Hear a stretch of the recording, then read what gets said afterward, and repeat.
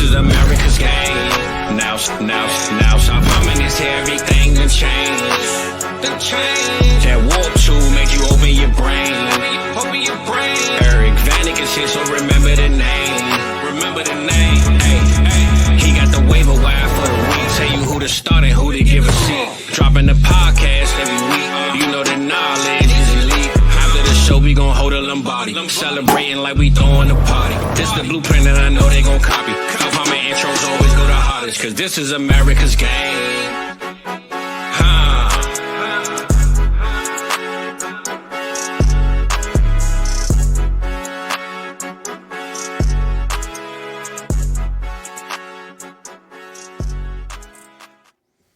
What is going on, everybody? Welcome back to America's Game, and this week we're going to do the walkthrough with it as well. I'm joined by my co-host on that, Matty Kiwu. Matty, what's going on, buddy?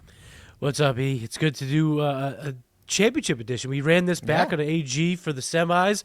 Felt like we had some pretty good calls, so I'm glad we could do it again for the championship. For sure. And Merry Christmas to everybody as well whenever you're listening to this. So going to put this out before the Thursday game so everybody can kind of listen to it beforehand, get the info they need, get their lineup set. But yeah, man, it's championship week. We're finally here. Then after this, it's pretty much the dead zone until we get to the draft. So yeah. Nice little needed break after the season, so hopefully you made a bunch of leagues. I know me and you pre-show were talking about our leagues that we made. You made quite a few. I made, of my 94 leagues that I'm in, I made 20 of them. So pretty good. Yeah, not too bad. So I'm looking forward to hopefully getting some money there. I'm sure you are too. Yeah, you got to get some money. This is why fantasy is so elite. If you win your championship, you get paid out right at New Year's Eve. You could just have all this disposable income to just live your best life on New Year's Eve. It's the best. Yeah, and then I go, I'm going to be responsible. I'm going to pay my dues for 2026. Smart. And there goes half of the money. I'm like, Jesus, this sucks. Yeah, but then you don't feel that heat. I try to do that. Actually, I do that most often, but last year I didn't really have a good year, so I didn't have all those funds.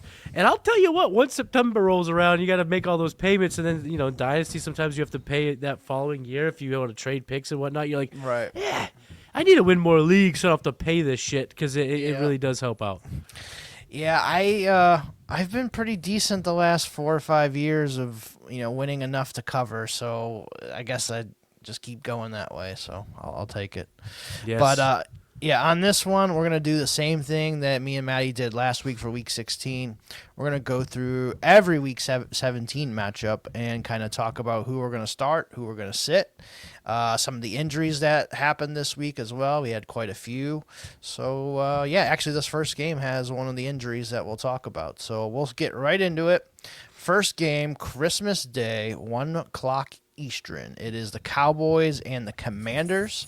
So we'll start with the away team, Dallas Cowboys. Dak Prescott. I think he's like an auto start this week for me. Yeah, I mean, the Commanders have had one of the worst defenses all season long. Last week, even Jalen Hurts didn't have to do much. He still pushed 20 fantasy points. He didn't kill your semis. I was able to be, victorious in a few leagues with Jalen Hurts. So with that being said, and the way the Cowboys are operating, it's just Dak Prescott all day, every day. He's chucking the rock. George Pickens, he's just been so good. CeeDee Lamb, we know who that is. He's got the weapons. He's got the matchup. You got to fire him up as a top 3 play. Yep, and then Javonte Williams, he should play, was been limited in practice, but I think that's just kind of precautionary. Wasn't so great last week, cost me in one league that he didn't score enough, but I think I'm going to play him. Like, Barkley had a pretty good game. Dallas, should be able to handle Washington. I'm not too concerned about that, so Javonte, I'm going to fire him up too. Yeah, he's got to be a top 10 option at running back, because even when you look, back at last week, it just Saquon was quote unquote bottled up, and then if you took a nap, woke up at the end of that game, he had 132 and a touch. So even if Javonte isn't kind of firing right away, you could bet on some fantasy points. And then with Josh Johnson, we'll talk about that in a second, probably being the starter this week. Like, the Cowboys could just go up 24-0, and then it's just Javante. So you got to fire him up. Yep, for sure. CD, Pickens, auto starts. You're going with those guys. Ryan Flournoy hasn't. I think he was limited Monday, but then missed today. So he's probably not looking great to play. Their third receiver, I really don't care. I'm not starting him, but it's probably Turpin. Jake Ferguson, he has been kind of shitty since CD came back. He missed those games, and that's kind of when Ferguson ate, and then Ferguson hasn't really done much since then. So Ferguson for me is probably like a back end tight end one, but probably more of like a top tight end 2 category for me. Do you kind of feel the same? Yeah, I mean Ferguson. There's going to be some teams where you're just going to play Ferguson, right? But yeah, I'm trying to. I would look to make other arrangements because I just don't feel comfortable with it because we can't expect all these guys to do so well in a game we don't really think is going to be a shootout. We think it's going to be more of maybe a little bit of a lopsided battle in the Cowboys' favor. So I think you could just make better arrangements, especially with just all the weirdness at the tight end position. I mean, just guys who are readily available being, really strong starts this week. So I'm looking to make other arrangements. And the year that has just been absolutely bizarro world, it's just a chef's kiss when you say the statement, Ryan Flournoy being out is good for CeeDee Lamb. Yeah. Who ever thought that would be words we would utter with our faces at this point in the year? But we'll take it. Our CeeDee Lamb teams will take it.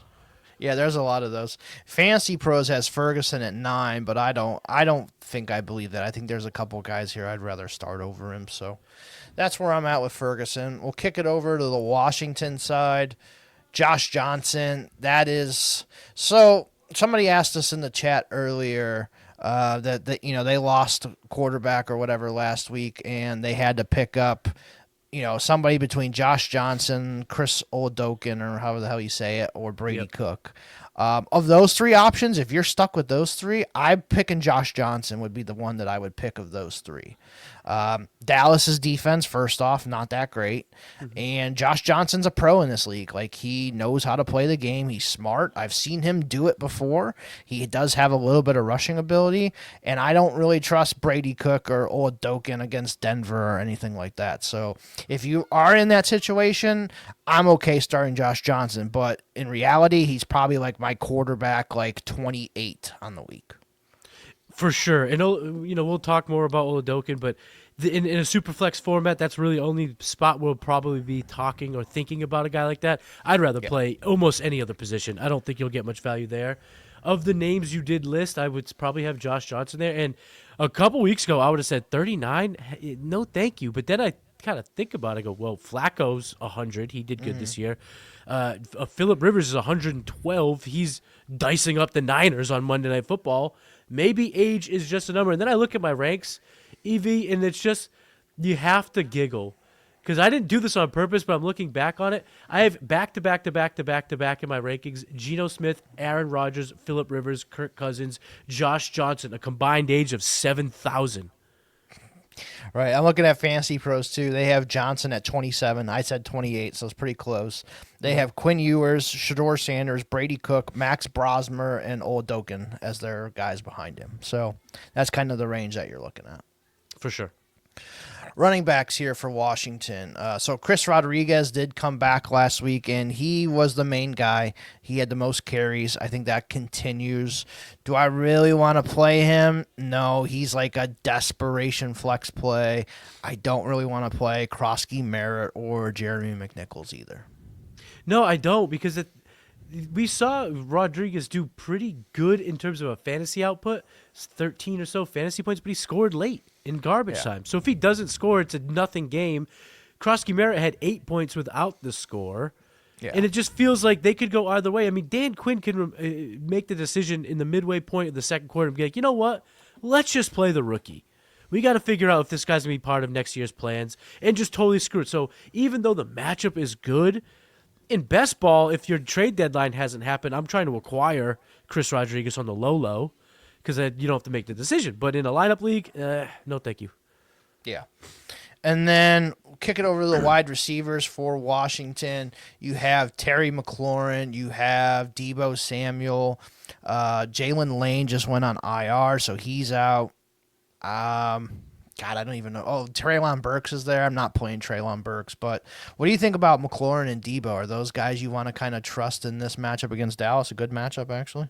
No, I'm not going to trust them. I mean, just the volume has not been there. I mean, even since McLaurin has come back, he really hasn't had any bit of volume that you can really get excited about. His big games have still come on like 3 catches, one being a deep bomb. So if you're okay stomaching that, your lineup allows you to have a flex play like McLaurin where 3 for 50 is kind of okay, and if you get the touchdown, even better. But other than that, I mean, some outlets are having these guys as wide receiver threes. I think, I think I would really look elsewhere because I just don't know if it's really predictable, and I think the floor is super, super low. Yeah, I think that's fair. If I had to choose one, I think I would just choose McLaurin. Yeah, give me the guy that can do the big bomber. You're right, exactly. And it's not like Josh Johnson has a terrible arm. And then tight ends, I have no interest in any of their tight ends. Ben Sinnott, what a buzz. Yeah, honestly, I think he's droppable in Dynasty. I'm just going to cut him. Like, he's just why worthless. wouldn't they look elsewhere? Right. Okay, Detroit and Minnesota. That'll be the 4:30 game on Christmas Day. So we'll start with the Detroit Lions here. Jared Goff. I think he's... Or they got him ranked this week. They have him at 15. I think that's pretty fair because Brian Flores can still coach defense. He's really good at it. Minnesota's defense isn't bad. I think this is probably a matchup I would try and find somebody else, but if I had to play Goff, I'm okay with it. Just because he has played them before, so he should be, familiar with what they do. But what do you think about Goff? Goff's just outside my QB1 range, so in our 1 QB leagues, I think you could stomach a switch, a substitute there. In Superflex, he's safe is my Superflex option. He did play Minnesota earlier in the year, QB 15 that week, did throw 2 touchdowns, did push 300 passing yards, so it's not impossible for him to get it going. But now this time it's on the road. I know it's indoors in Minnesota, but it's on the road. Brian Flores is the toughest guy to go against as a quarterback in the league for fantasy football. And the over-under at 43.5 is just, Vegas is telling us something. This might be a little bit more of a drag-em-out game, so I like Goff. I don't love him. Okay. Running backs, Jahmyr Gibbs, auto start, no questions there. David Montgomery did miss practice with an illness, but I had to throw him in a league because I think Woody Marks missed, and I had to throw somebody in, and he got me like a 1.7. So thanks, David. Appreciate it. Yeah. I'm not playing him. He just, it's not like he sucks. He's just... no, he sucks now. He sucks now. He's not as efficient as he used to be. That's for sure. Yeah, I mean, we were getting so much there. production from him, over the years where you didn't need a touchdown. Now, these touchdown games are still only 8 points. Right. So yeah, I'm not playing David Montgomery this week. I will find somebody else. Wide receivers, Amon-Ra. I saw him come up questionable on my thing, but I think he should play. Like, he played the end of that game. He's the one who cost them the fucking game. So he'll be in there. I'm starting Amon-Ra. I'm not sitting him. Jameson Williams, though, what do you think about him? He's kind of like hit or miss for me. So Jameson Williams, if it's kind of a tough... It's a tough way to break it down because on one hand, this guy's having a way better year than I would have thought. I mean, you look, he has a 1,000-yard receiver this year. Wow. It's kind of unbelievable when you look at it. No, yeah. Exactly. But the last time he played Minnesota was a good game. He did have a touchdown. He had 66 yards, wide receiver 19 that week. So I'm not getting away from Jameson Williams, but I'll say this. If I'm looking at my projections and I just got a juggernaut, I got a team that, I'm already at 68% to win type thing, I might look for a safer floor given, the options at flex in our redraft formats. But if I'm on the opposite side of that coin, I'm going to play him because the upside's still there. Okay. And then their tight end now is Shane Zylstra. So he played like 80%, 86% of the snaps last week. Just a best ball pickup, and hopefully he falls in the end zone. That's basically all he is. 100%. Minnesota... Woof. Max Brosmer is in at quarterback again. No thank you on that one. Looks like Jordan Mason's probably going to miss, so it's going to be Aaron Jones and Xavier Scott.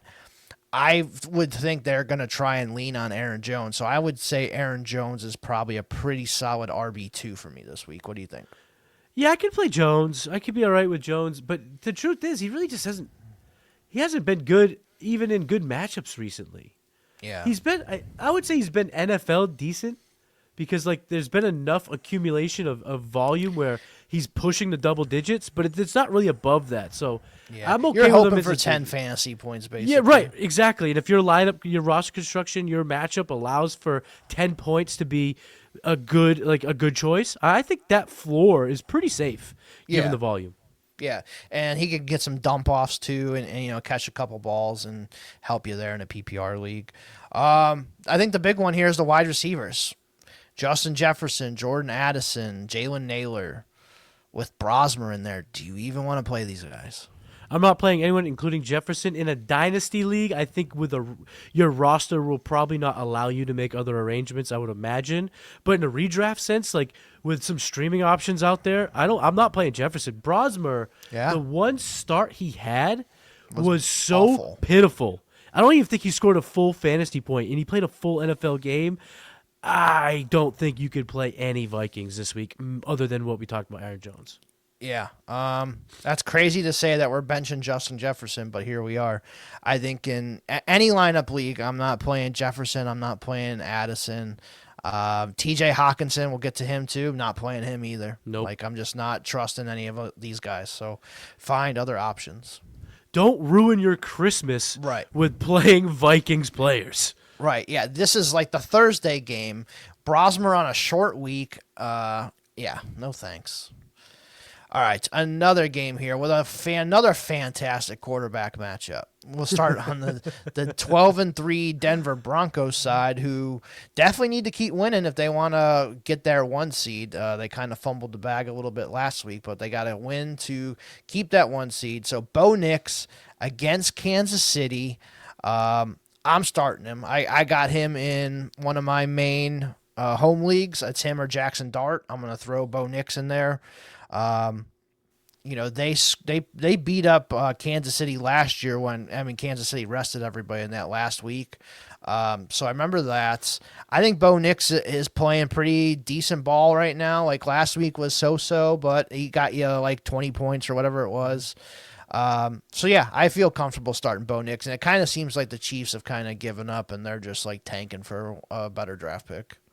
Yeah, I'm okay playing Nix. I mean, even though the fantasy output wasn't, too crazy in terms of his fantasy points, still threw for 352 yards. Right. So if he just happens to get 2 touchdowns, he doesn't have to throw 350. He can throw for 250, run one in, throw another one, and they'll be fine. And last week, we saw Cam Ward do just fine against this defense.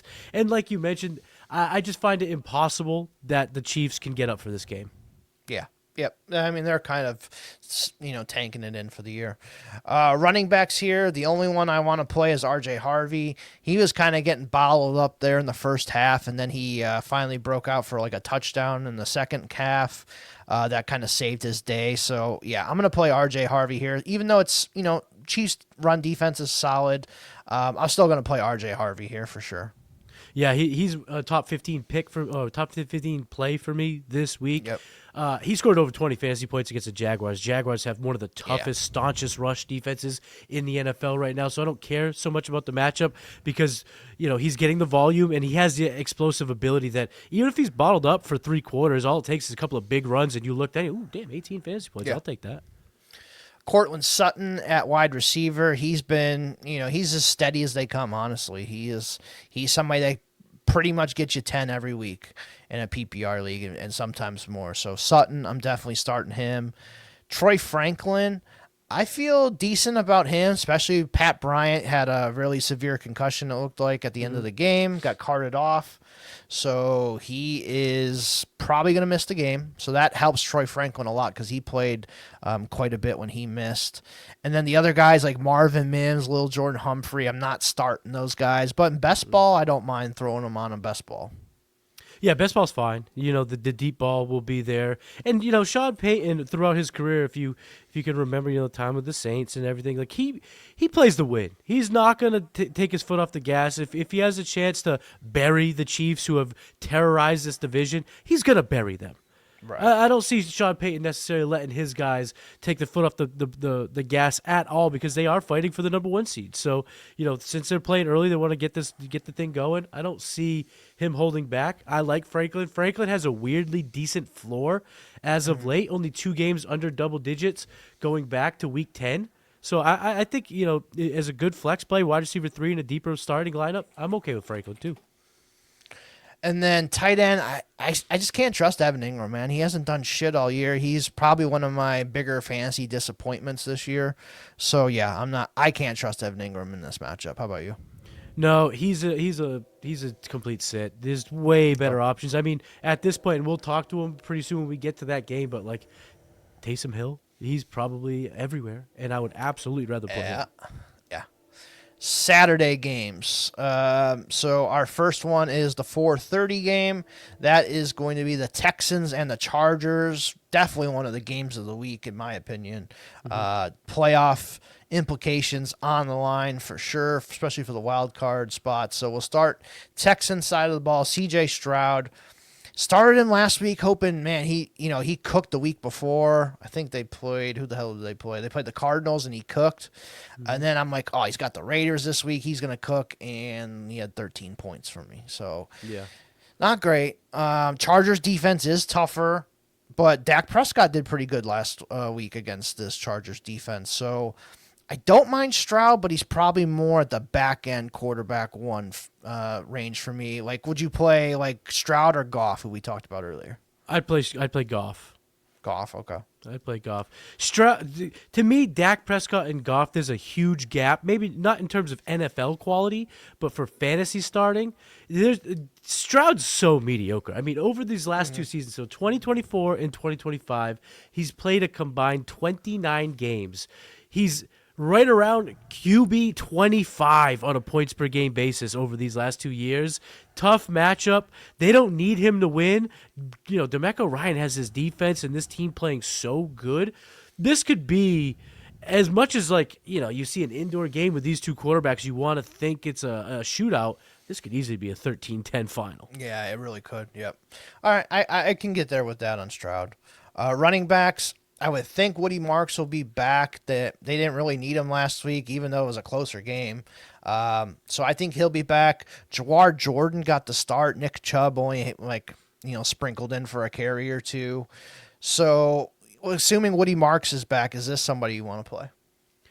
I'd be okay with Woody Marks. And it's really just a process play here because if I'm not excited about Stroud, I do think this team will be able to, be functional. They'll probably do it with the running backs, kind of like they did last week.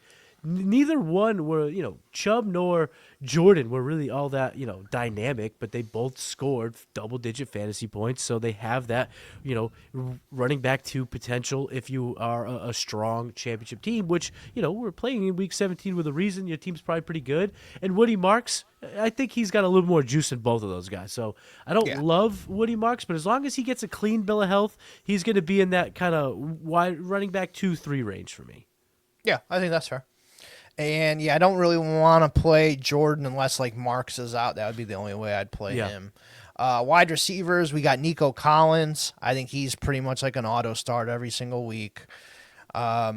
Jaden Higgins has been, he's been okay. Had a couple games here and there. In my redraft leagues, if I needed to pick up somebody, he was one of my first drops just because I don't think he was going to kill me if I dropped him. So that's kind of where I'm at with him. He's like a flex play at best. And you can't trust Christian Kirk. You can't trust Jalen Noel or Xavier Hutchinson or any of those guys. No, you can't. And for me, you play Nico because it's Nico. Yeah. And he has the type of skill set, only 9 fantasy points last week, but he's got that skill set that he could easily get 30 fantasy points balancing out the 2 weeks. Because the weeks before that, 21.5, 16.1, 23.5, he was a wide receiver 10 each of those 3 weeks. It's Nico Collins. You're going to play him. Yep. And then we got the tight end spot for Dalton Schultz. He is tight end 7 on the week on Fantasy Pros, and I think it's pretty earned. He's been pretty damn good the last 2 months, honestly. I think he deserves this tight end 7 ranking, and I'm going to start him this week. Like, I'm starting him over like a Dalton Kincaid. I think one that is interesting, would you start Taysom Hill over him if like Kamara is out? It's kind of the same thing the Saints had last week. No, I'm kind of in line with what as with what you just mentioned, what you referred to. I got him as a top 8 play, so I'm not quite in the Taysom Hill range for that. I'd play Schultz over Hill. Hill's not too far behind though. I'll say that. Okay. Yep. So we're good there. No backup tight ends there. Chargers. So Justin Herbert. Pretty good game last week against Dallas. The offensive line let him throw the ball, and Herbert was did Herbert things. Man, he was pretty good. This week though against the Texans, yikes! I don't love it, especially with Will Anderson and Danielle Hunter coming off the edge. That just does not scream success to me at all. I think I want to avoid Herbert as much as possible. I have one league where I'm going to ask you: would you start Phillip Rivers over Justin Herbert? I would start. I think I might lean that way I'm not too. playing Herbert because, and this is what usually happens. This is totally anecdotal. This is bro science. This isn't anything I can say with stats. But how often have we been burned by sitting a guy in the semis and then you put him in your lineup for the championship and then he does what you thought he was going to do in the semis? So I'm not playing Herbert because he got away with one with the Cowboys. I cannot fathom him getting away with one with this pass rush. This is a guy who gets put on his ass a ton when it comes, to elite pass rushing. And, a similar pass rush, I would say, even probably a little lesser than, but when he played Philly, QB 17, and then going back to week 11, when they played the Jacksonville Jaguars, only got a little banged up there, only threw the ball 18 times. You had 4.3 fantasy points. I think he's going to be a lot closer to 4.3 fantasy points than he is to the 30 burger he put up last week. Yeah. And Madison Beer, just get the ice packs ready, get the icy hot ready. He's going to need it on Sunday morning. Yeah, I might come over. I might come over too. I might need it too. All right. Running backs here. Omarion Hampton's the only show in town. Vidal did get hurt. I don't know about his stats, but I wouldn't even play him anyways. What do you think about Hampton? I think if they want to win, if Harbaugh wants to win, he's going to run the ball a ton. And I think right now we're in that sweet spot with Omarion Hampton where he's back, baby. We saw him get the full volume last week, and he was able to, I know it was a soft matchup, but he was starting to look a little bit like the player we expected him to be. 16 carries, 95 total yards, I think, this week. He could push that, and he's always a threat to score, whether it be from distance or from the goal line. And with no Vidal, what do they do? Hassan Haskins? Who's really going to touch the rock other than Omarion Hampton? So I like Hampton this week. Yep. Okay. Wide receivers here. So if we're not liking Herbert, we've seen McConkey had some stinkers the last month before last week. He wasn't even really that great last week. Quentin Johnston had a hell of a game last week. Keenan Allen's kind of been dust the last month. Trey Harris is getting involved a little bit. What do you think about the Chargers receivers? I'm not starting any of their pass catchers. I'm not starting any of them. Quentin Johnson comes back from the dead last week, but again, just no volume, nothing respectable. And even with this massive, massive game from Justin Herbert, I'm just not trusting 4 for 43 from McConkey. I know he scored, so you get that 14.3 fantasy points, but 6 targets, 4 catches, 43 yards. If that just goes down a little bit, the floor is so low, I'm making other arrangements. No Chargers guys in my lineup. Yeah, I could see one of the wide receivers having, getting you over 10 fantasy points, maybe score a touchdown. Good luck picking which one it is, though. I have could be no Keenan, idea. could be McConkey, could be one catch from Quentin. I just don't want to play it. Yeah, Lassiter's in the slot. Stingley's on the outside. I would guess Stingley is going to be on either Johnston or Keenan Allen, McConkey against Lassiter. It's just tough, man. Yeah. Tight ends, Gadsden had a shitty game. I'm not playing him. He hasn't been good in a month since he got kind of banged up there. Will Dissly had a couple points last week, but I'm not playing any Chargers tight ends either. No, thank you. And the Arande Gadsden roller coaster has been ridiculous. I hope you sold high, and I hope you're ready to buy low. It's just he's riding the thorough dynasty roller coaster right now. Right. Shout out to Mike. He called that as soon as it started happening, people overpaying for Gadsden. So hopefully you listen to Give Mike. it up. Shout out to him. 27. I saw a 27 first being traded for Rondé Gadsden. I did too. Yep. Yeah. Malpractice, dynasty malpractice. Yeah. Okay, next game is going to be the Saturday night game. Baltimore and Green Bay. Playoff lives are on the line in this game. Baltimore Ravens. We don't know if Lamar Jackson's going to play, unfortunately. He has a major back contusion, they're calling it. Missed the whole rest of the Patriots game, and they lost because of it. So Tyler Huntley would start if Lamar doesn't go, but do you even want to play Lamar or / Huntley? I have a dynasty roster in which I have Lamar. I'm looking to trade Lamar Jackson for a quarterback because I don't think he's done. I don't think we're seeing the downslide, but I think we're starting to see what happens when your game is based on getting tackled. And it just doesn't always translate into longevity in the league. So not saying I'm not calling his demise in dynasty or anything. I'm okay with moving on from him. I'm okay with that, down tearing down. I'm also okay with starting someone else if he plays in one QB redraft leagues. I just think it's not Lamar Jackson's time. It's not his matchup. This is a tough matchup on the road in Green Bay. Gonna be freezing. I don't really want to play any quarterback. And then you just look back. Think of the 5 games we talked about, EV. The NFL was looking at Cowboys commies, Jaden Daniels, Dak. 9, J.J. McCarthy versus Goff. Mahomes versus Knicks. Nope. We're not getting any of this. And then on Saturday night, they're like, Lamar versus Love? This is what we're talking. Not even getting we might Love. get Tyler Huntley versus Malik Willis. Yeah. Woof. Yeah. So I did do a trade right before we went on air here, or during airing of this. I did trade for Lamar in a league that I'm out of it. So the guy who's in the championship came to me. He has Lamar. So I got Lamar Jackson and Daniel Jones. I gave up Brock Purdy and Bryce Young. Yeah. See, I think that those are the trades you can make right now in Dynasty that work for both ways. Right. That's yeah. just, So that's not something you usually could say. Trading Lamar works. I mean, if I do a startup tomorrow, Lamar Jackson is still a top 5 overall pick and maybe top 3 still for me. Like, I probably take him over Jaden Daniels right now still. I think, obviously Josh Allen's up there. You can talk about your Drake May up there for sure. But Lamar's still up there. He's still going to be a top 5 pick at worst. So to get him for, I don't want to say cheap, but I like what Purdy's been doing. Purdy's fucking good. I'm not like a big Bryce Young fan. Like, if you look at his game log, he has like a 1 400-yard game, 1 200-yard game, and the rest are all 100-yard games. It just screams Kyler Murray to me. Like, whenever I look at their game logs, like, it's just infuriating. So I was happy to get off him. I'll take the chance that Daniel Jones comes back and is semi decent there for the Colts next year. So I was pretty happy with that. Running backs, though. So Derrick Henry, I think he's probably an auto start for most people.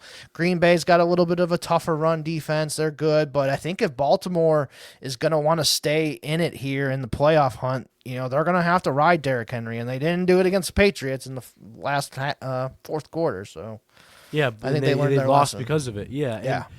Yeah, I'm playing Derrick Henry. He's a running back 2 in my rankings, but if he's my running back 1, I'm okay with it. Like, I'm playing him. You want Derrick Henry for the game that is on the road in Lambeau at nighttime.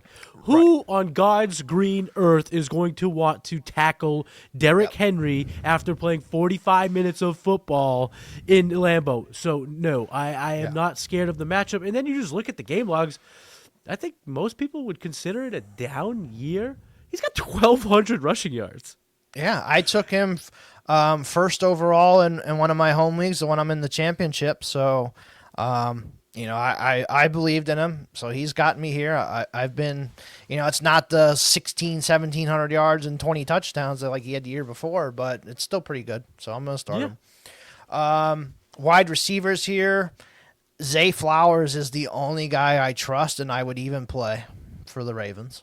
Yeah, the matchup's not too bad against the Packers. I'm playing Zay, and Tyler Huntley has shown the ability to get him the rock, so I'm okay playing Zay Flowers. He's talented enough. He gets open. tight ends, honestly, I'm looking elsewhere. I would rather play Taysom Hill over Andrews or Likely. There's probably a bunch of other tight ends I would play over, like Colby Parkinson, Darren Waller, Brenton Strange. I would definitely play these guys over Andrews and Likely. I'm done with Andrews. I am just so done with him this year. There was a little bit of an acceleration. There was that 3-week span where he was over, double-digit fantasy points. He was a top 5 tight end twice. And then you look at the sleeper game log on the upcoming matchups. It was the greenest green pastures you could ever think. He looked like a buy for your playoff teams. And then since those acquisitions, since those teams traded for him before the Jets game, which was a great matchup on paper, 2.1, 8.7, 1.9, 3.8, 4.4. Miss me with Mark Andrews. No, thank you. Isaiah Likely's been non-existent as well. So I would play Taysom Hill. Yeah, Andrews is at tight end 27 on Fantasy Pro. So that just shows you how fucking far he's down. Yeah, you can't keep letting us down like this, big dog. Right, yeah. I mean, and he just signed an extension. So that's a guy, though, like if somebody wants, like is just done with him, kind of like you're talking about, I'll send a 26th third for him and just kind of ride it in a best ball league. Like if I'm lineup out of it, league. Yeah, lineup league, no thanks. 26th third, I don't really care about that anyways. I'll take a shot at him for next year. Maybe, gets a little bit more magic. Andrew or Lamar gets better. I don't know. A crafty move you can even make if you have like Travis Kelce, who we didn't even talk about in that Chiefs thing because who cares? You're not playing anyone. We didn't even talk about the Chiefs. We didn't even talk about the Chiefs, which I think is apropos. I think that's fair. I think everyone listening is going to go. I just realized that. That makes sense. But I did not do that on purpose. In Dynasty, like if you can move off your Travis Kelce for Mark Andrews, I would do that because I think you could still get more years from Andrews. Right. We'll finish with Green Bay here, and then we'll kick back to Kansas City. But Green Bay side here, it sounds like Malik Willis is going to start. Jordan Love is in concussion protocol, has one less day to clear it because they are on Saturday. So I'm going to lean that Malik Willis is going to start here for the Ravens, and I don't mind playing him. Like over all those backups that are starting, Malik Willis is the number one backup for me that I'm starting if I'm going to start anybody. I think he borderlines on like the quarterback, middle quarterback 2 range. Would you play Goff or him? I'd play Willis. I would play Willis. Yeah, with the rushing upside, yeah. And I would absolutely play Willis if it was Sunday. I just hate taking gambles early in these weird, wonky holiday, Saturday, Thursday games. So I don't like that, but I like Willis. Love did practice on Tuesday, but again, concussion protocol. But where it's going to get a little murky, it's a day early, but it's still 7 days because they played last Saturday. So where does that fall? I don't know how the NFL looks at it, but it seems as if the Packers are preparing for either quarterback to start. And to be honest, I don't really feel that much different regardless of who. I think the matchup's good enough, and I think Willis has been good enough with LaFleur. The way he operates, I mean, he had 13 fantasy points in relief last week. I'm okay playing either Packers quarterback in this matchup. Yeah, I'm the same. Josh Jacobs, been banged up. I think you got to play him regardless, even though he kind of screwed you last week. He screwed me in a couple leagues. Just didn't have a very good game. But I think I got to play him. This is very lineup specific for me. I do have him inside my top 24, but it's pretty damn close to 24. So I have him as a running back too.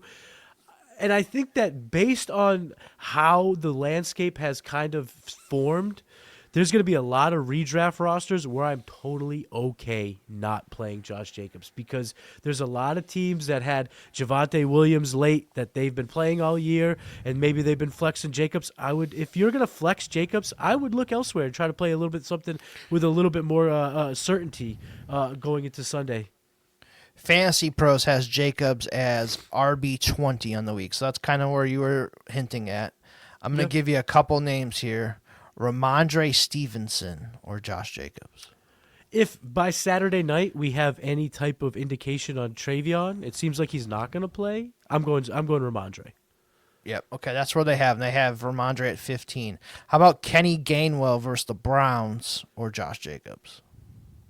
I'm playing Kenny G. Kenny G has just been on fire, and I know the matchup is is a tough one, like that defensive unit. But lately, they've just been, I don't know if they've quit. I don't know what they've done, but they've kind of become middle of the pack after starting so strong. And the way Rodgers checks down to Gainwell, and remember, people, no DK Metcalf in the Super Bowl. So Kenny Gainwell might see 9-10 targets this week. True. Yep. Okay. Yep, that's fair. Packers wide receivers. There's a bunch of them. There's Dobbs, who is questionable, I believe. We have Jaden Reed, who's back. Christian Watson should be back. Matthew Golden is alive, I guess. He's somewhere.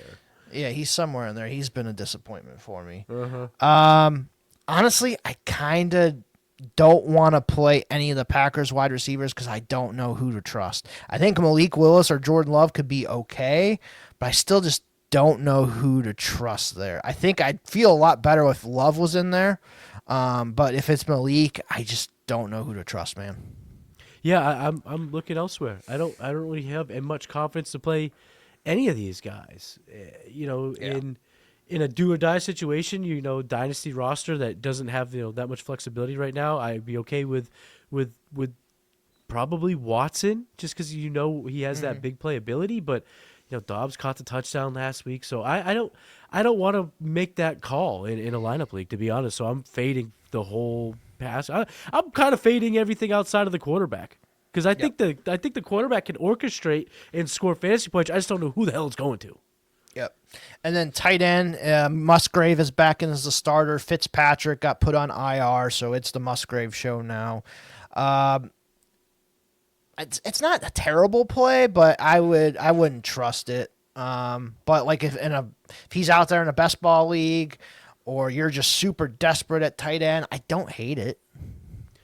I'm not into it. But I'm also biased. I was super in on Musgrave once Kraft went down, and he's been an absolute bum. So I'm a full avoid for again all the pass catchers for the Packers. Yep. Quickly back to the Chiefs. Old Doken, no thanks. Any of the running backs? No. Wide receivers, we'll see if Rashee Rice comes back. But do you even want to play Rashee Rice against the Broncos? What's 7 targets from Chris Hadouken? No, thank you. I mean, Travis Kelce should have got 7-8 targets. He caught one fucking ball. One ball. I mean, ridiculous what happened last week. Honestly, I don't want to trust anyone. I don't want to trust Kelce. I don't want to trust Rice, Worthy, whoever. I'm sitting every Chief I have. I'm not playing one Chief if I can avoid it. And in Dynasty, right now is a nice little chance to maybe trade Worthy for what might end up being a streamer for the championship. But I think you got to make that move because his future isn't super glowing as we thought it would be. And I know there's gonna be a lot of people listening that go, "What about Pacheco, brother? He had 7 targets and he only had 13 fantasy points. Yeah. No, thank you." And if you are out of it, like I was last week, I was able to I traded a T. Higgins and got Rashee Rice back. I think it's a good opportunity to buy Rashee Rice right now, and especially for if your guy who's in the championship has Rice, and you can sell him a T. Higgins, a Devontae Smith, an A.J. Brown, even one of these guys. I'd buy Rashee Rice because he's going to be a top 12 dynasty wide receiver for me regardless. So a good opportunity to buy Rashee Rice if you're out of it. Yeah, of all the Chiefs we spoke on, Worthy, Kelce, the running backs, that's the only Chief that I'm looking to buy because even if it's a Gardner, he separated his ACL or whatever too, but if whoever the quarterback is, if it's not Mahomes to start the season, they're still going to pepper Rice with a bunch of targets. And then once Mahomes is back, it might be revenge season. So I think that's a great opportunity, to buy Rice right now. Yep. And then if you have Kelce, just try and sell him for anything. This could be it. This could be the end of it for him. So, if you just get a third for him, 27 thirds, sell him. That's kind of what I tried to do on any of my teams that I lost him. I was able to get a little bit more for him. I traded him before Mahomes went down. It might be a tough sell right now. If you just don't want him to die on your roster and get something, that this is the time. Yep, I agree. All right, so we're into the Sunday 1 o'clock games.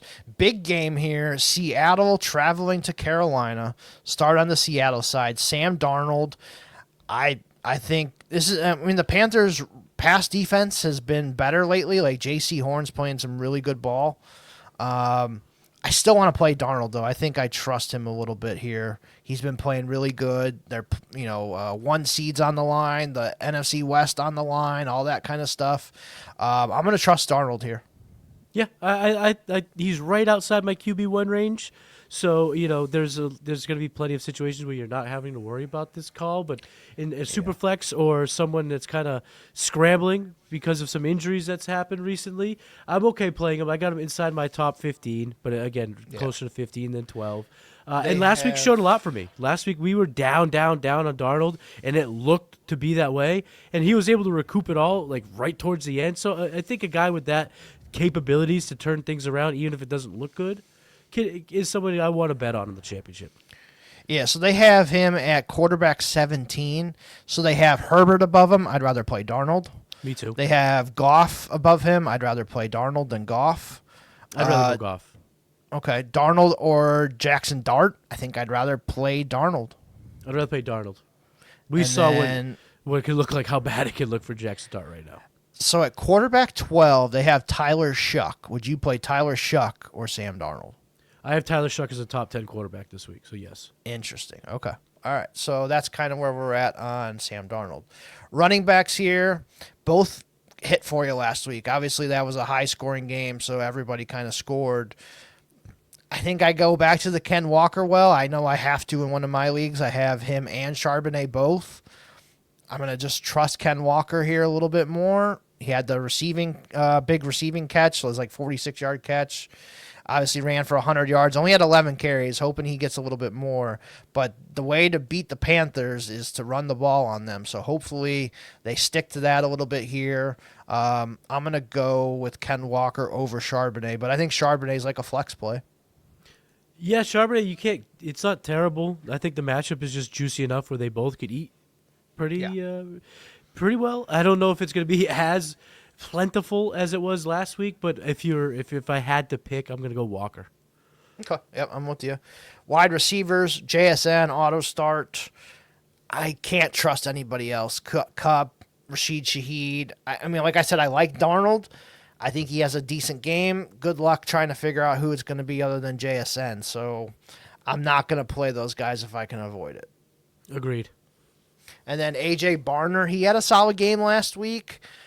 He's probably like in that tight end 15 range for me. Like if I have to start him because of injuries, like I'd play Barner over Travis Kelce. I'd play Barner over the Ravens tight ends. I'd play him over Luke Musgrave, play him over Gadsden. So, there's some names there I'm definitely starting him over. I'd play him over Ferguson. Honestly, I think every tight end that we've talked about so far, he might be the tight end one that we've talked about so far. Dude, you're not wrong. I'm looking back, just kind of through all the names. I think I think he's the my best number tight end we're talking about. Yeah. We've talked about so far. Yeah, so that's kind of where we're at with him. Panthers, Bryce Young. So I just talked about him. Like the dude can't throw over 200 passing yards to save his life, and he's going up against a tough Seahawks defense. He's a quarterback 2 for me at best. Yeah, he's not someone I'm looking to play in the championship in 1 QB. Yeah. No way. And then we have Dowdle and Hubbard. They're RB2s. If Hubbard flex, that's probably where I'm at with these guys.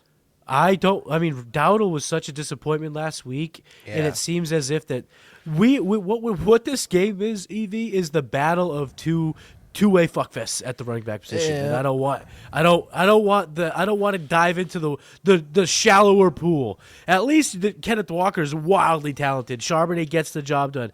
Dowdle is a journeyman. Hubbard is okay. No, thank you. Yeah, he's at RB 28 on Fantasy Pros, so he's not even a top 24 guy for us. Right. Like they would play Gainwell over Rico Dowdle, so this just kind of gives you that. Oh yeah, hell yeah. Wide receivers, Tet McMillan's probably the only guy I'm trusting. Like Jalen Coker's been pretty solid. I think Coker you could maybe use as a flex, but I don't love like Leggett or any of these other guys. But that's kind of where I'm at with Tet and Coker. I'm not going to play Coker in this matchup. I think it's a really tough one for a guy like Coker. I'm not going to trust Tet McMillan, but I am going to play him. He's just too good. He's a really, really good wide receiver. But what is just super discouraging for the Tet McMillan rosterers out there, I don't know if Bryce Young's ever going to be the guy to unlock him. Last week, I mean, the catches he was making in that soft matchup were so high difficulty, and on 10 targets for him to catch 6 for 73, yeah, he had the touchdown, but this guy should be going off on a routine basis, and we haven't seen him score 20 points since week 11. Yeah. Okay. We're on the same page. And then tight ends, I'm not trusting any Panthers tight end right now. AJ Bonner's still the king of the talk so far. And that quickly ends as we talk about the Arizona Cardinals. So Jacoby Brissett against the Bengals here. Jacoby disappointed me last week. It was still okay, but I was hoping for a little bit more. I hit 4 legs on a quarterback passing yard parlay, and he fucked me on the 5th one. So a little disappointed in Jacoby right now. But against the Bengals here on the road, they can't run the ball that well. I'm starting Jacoby Brissett. Fuck yes. Last week I thought the Cardinals Falcons game was going to be the shootout of the week. It wasn't. Yeah. I'm going right back to the well, baby. This game looks awesome on paper. Who would have thunk it? Our best ball lineups that we were drafting on Underdog in the summer, we weren't correlating the Week 17 matchup of the Bengals versus Cardinals. Yeah. Well, maybe we were, just not with Jacoby Brissett and Michael Wilson. Right, exactly. Yeah, I don't think anybody in the best ball manias has Jacoby Brissett. No. I mean, like maybe a 0.1%.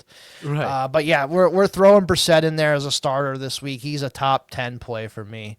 Michael Carter is the running back to own here. I had a bunch of RB injuries. I had to pick him up. He's fine as like an RB2. You're just hoping that he gets you to 10 points, but it's probably more like 7 or 8.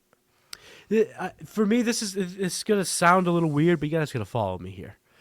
If you need a running back 2, I'll play him. Yep. If you need a flex, I'm not playing him. And I know that sounds counterintuitive, but I just mean if you have receiving options, I would rather go that route. But I think he's a guy that you could bank on double-digit points. I know he had 6 last week, but they kind of got away from using a guy like that, and really just the game slowed down a hell of a lot more than I thought it would. With the shootout landscape of this matchup, I'm going to go back to it. The easiest matchup for running backs is the Cincinnati Bengals. So, like I said, if I need a running back too, I'm okay sticking him in there and holding my breath. But if he's a flex, I think I would look for a receiver. I think you could go the higher upside receiver. Yep, agreed. Wide receivers on this one, I think Michael Wilson, pretty solid wide receiver 2 for me. Marvin Harrison, probably a wide receiver 3.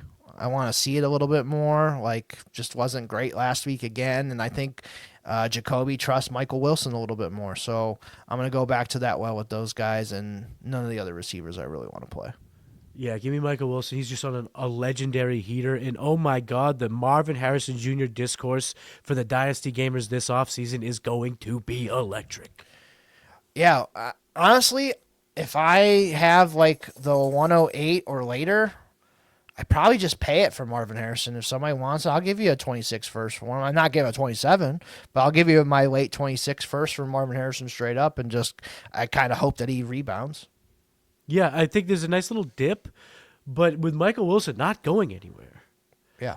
It's just I wonder what the argument is going to be fun because like many arguments that are fun to watch from a distance, you can kind of see it from both sides. Yeah.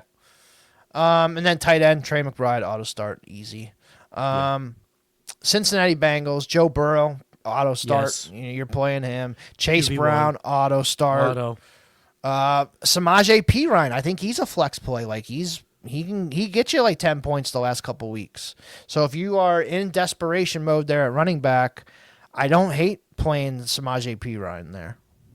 I'm taking Samaje Perine over a bunch of players that seems kind of crazy, given Would you take Perine or Dowdle? I'm taking I'd probably go Dowdle, but it's super close, and the fact that it's close, I think, says everything you need to know.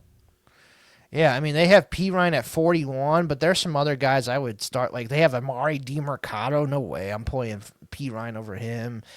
I'd play Perine over Pacheco. Easy. Oh hell yeah, yep. Pacheco over David Montgomery. Chris Rodriguez, I think that's probably where the line of where, okay, I can maybe go Rodriguez. But, like, yeah, a couple of these guys, like Tajay Spears or him. Tajay Spears had a good game. I'd probably lean Tajay. It's close. Yeah, it's close, though. So, yeah, he's up there. Would you play the Rocket Sanders or Samaje Perine? I'd play Perine because I don't know if the Rocket is going to get. If Sampson looks like he's back, Sampson's been pretty good when he's in there. And then again, the Shedeur Sanders, that offense it was that 1 week. It looked so sexy, and then it just hasn't really looked good other than that. I will say this about Perine. We talked about a few backfields that have, 2 contributors this weekend. I'm playing Perine over Charbonnet. I'm playing Perine over Hubbard. Okay. I think that's fair. Wide receivers, Chase, Higgins, auto starts as long as they're playing. Please. How about Gesicki in this matchup? Is he a tight end 1 or more tight end 2? So for me, Gesicki this week, I think he's a tight end 2 if I'm just kind of following the process of how I've gone about it. But I think when I have to hit my lineup button, I have to set it for Sunday. I think he's going to end up I think he's going to end up rising up my ranks. I think I'm going to end up choosing him over a handful of guys that I have ranked as we sit here today higher. Because I just think I trust this offense. I trust this game script. And, 2 of the last 3 weeks, he's been a 12 or more fantasy point production type guy. And I think I like the upside. Yeah, I think I would start Taysom Hill over him. Mm-hmm. But, yeah, there's some other guys like, it's close. Gesicki comes in right after A.J. Barner, in that whole other group that came before Barner. I'm going to play Gesicki over Ferguson. I'm going to play Gesicki over Ravens. I'm going to play Gesicki over Kelsey. So there's a hell of a lot of tight ends I would play him over. All right. Pittsburgh Steelers going to the Cleveland Browns. No DK Metcalf like we talked about. Makes me very nervous on Aaron Rodgers. I could see this being like a 200-yard passing game for Rodgers. Maybe he gets 1 touchdown, maybe 2, but it's not like a big game here for Rodgers. I think Myles Garrett breaks the sack record, all that fun stuff. I'm looking to avoid Rodgers this week if I can. Yeah, same. Without DK, it's going to be really tough. Who's going to get open for him? Kenny Gainwell. Who is Gainwell and Thielen, they finally used him last week, so I would say Thielen. Calvin Austin did get hurt. I think Roman Wilson's been inactive for like a month now again. Yep. I don't even know who they have anymore. So it's like they're going to run the ball quite a bit and use the tight ends a bunch. Yeah. Running backs here, Warren and Gainwell are probably in my lineups everywhere. Yep, and I'm okay starting them both if you have them both. Yeah, if you have them both, start them. Wide receivers, we just talked about them. I would say if you have to, Thielen would be the only guy, but I'm looking elsewhere. Yeah, because who knows? It could be a Ben Skoranek day. Right. Rodgers, what we've known about Rodgers is he'll gravitate towards the random guy in time of need. I mean, how many times for Green Bay was it who is this guy coming out of nowhere? Jeff Janis, anybody? I mean, we've seen these randos kind of pop up when he needs somebody. Who knows? So there is Marquez Valdez-Scantling, who he had a connection with in Green Bay. So he should be starting this week too. That could be an interesting best ball pickup if he's available. I love that call. Yep. Tight ends. Jonnu is getting rushes now and shit. They're tossing the ball. It's crazy. I think Freiermuth could be a really good play this week. Darnell Washington's a best ball play. I don't know if I can press the button on any of them as my starting tight end in a lineup league, though. Absolutely not. I mean, Gesicki is going to be widely available. Taysom Hill is going to be widely available. Hell, A.J. Barner is probably going to be widely available in a lot of redraft leagues, so I am not playing any of these tight ends because, again, what do we say every single week on the walkthrough? We said it last week on America's Game. If you could just play Pittsburgh tight end, I would. But since you have to put a name to that position, I'm not playing them. Yep. Cleveland Browns, we could probably skip it like we did the Chiefs. The only guy you're playing is Harold Fannin. I'm not playing anybody else. Yeah, and Fannin, too, it's a little bit nerve-wracking. I mean, last week, the guy scored 2 touchdowns. He had 19 fantasy points on 2 touchdowns, and that's good. You'll take it. But all of a sudden, if he doesn't score, he's a 7-point guy. Like, he does have a low floor. Playing him, I have him as a top 10 option, so it's not like I'm away from it because of the nature of the position, and the matchup is good. So I am playing Fannin, but it's just another nod to how bad this offense kind of just is as a whole. Yep. Jacksonville and Indy, another big matchup here. Trevor Lawrence has been on a heater. You stick with the heater. Playing Trevor Lawrence easy. Yeah, don't mess around. Last week the matchup was tough. A lot of people were really, having to decide how that was going to pan out. He delivered. He goes indoors to Indianapolis and just give up 5 touchdowns to Brock Purdy. Don't overthink it. Trevor Lawrence, top 10 play, QB1 option. Yep. Travis Etienne, easy play for me too. Starting him. Wide receivers, Jacoby Myers is definitely in my lineups. And I think I go to Brian Thomas Jr. on this one. I think, like you said, the 49ers just lit them up.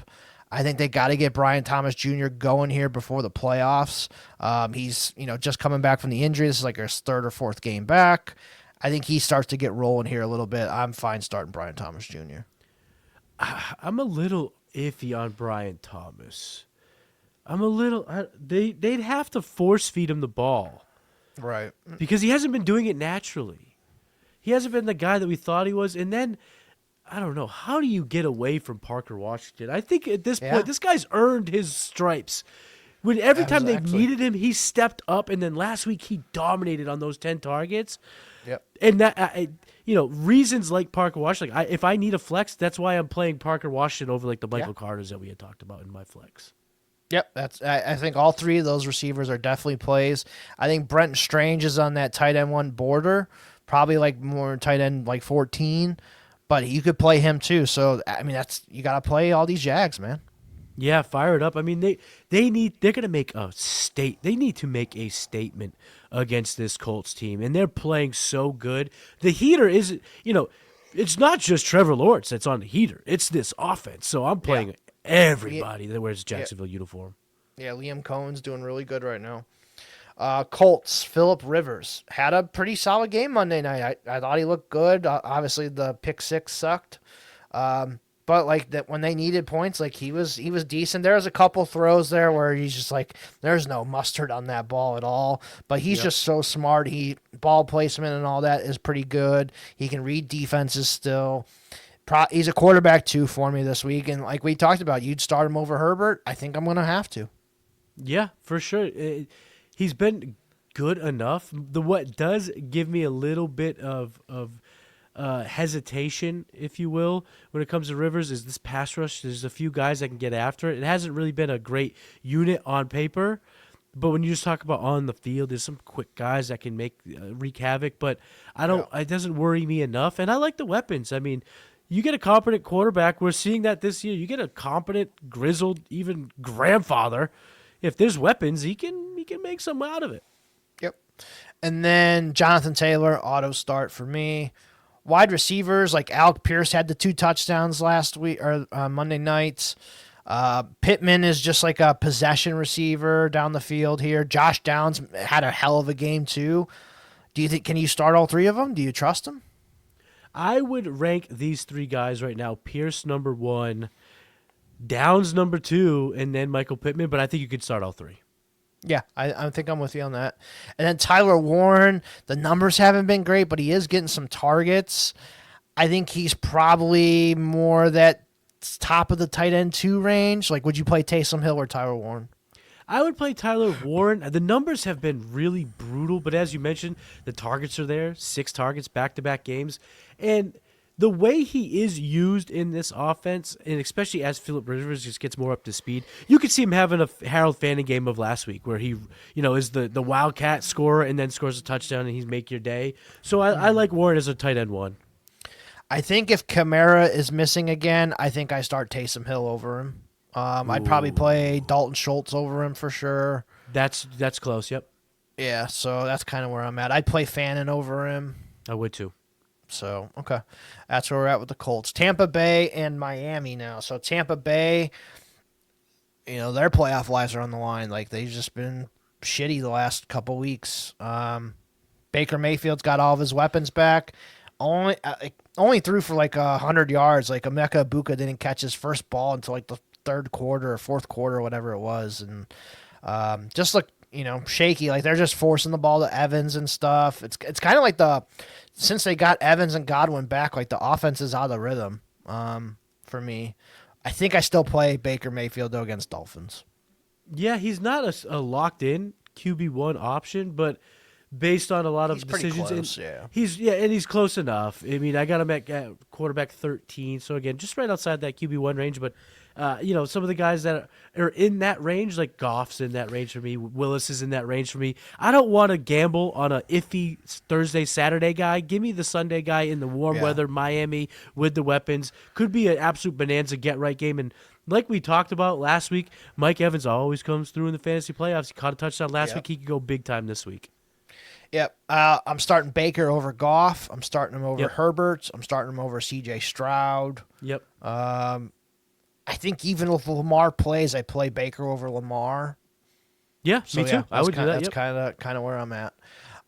Running backs here, I think it's just Bucky Irving for me. I can't really trust Tucker or Rashad White. Nope, and not at all. And to be honest, the usage between the three is a bit frustrating, if you want my opinion.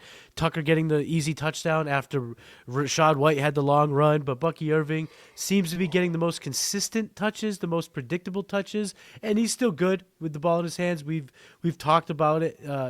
We talked about it pretty much.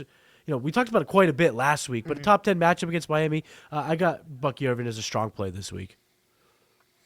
Talk to me about the Tampa Bay wide receivers. How do you have them ranked this week? Like, Mike Evans and no one else. In redraft, all I want is Mike Evans. Egbuka, we've said it now for every week, whether it be the Walk Through America's game, the Egbuka talk next year, going into next year, is going to be almost as juicy as the Marvin Harrison discourse, because this guy is really not.